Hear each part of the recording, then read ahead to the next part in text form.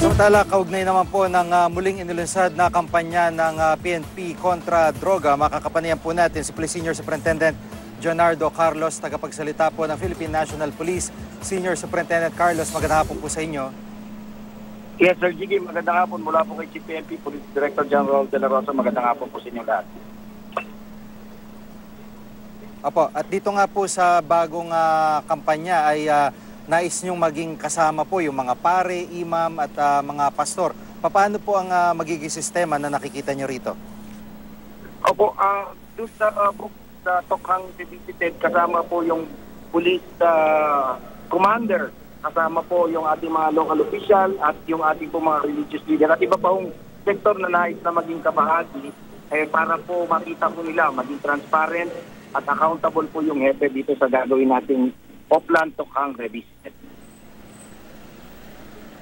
Apo, yung halimbawa ho, yung kaligtasan ng mga isasama niyong sibilyan, kung bigla namang naging violente yung kakatukin po ninyo ng pulis, ay paano po nyo parang ina-assure naman yung protection sa kanila?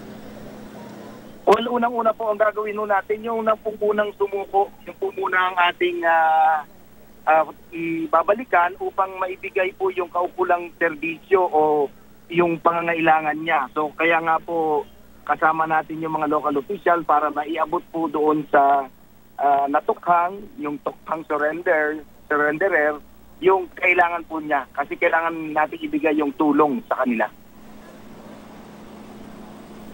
Apo, itong drug enforcement group, gaano ho kayo kasigurado na wala nang skalawag na kabilang po dito sa loob?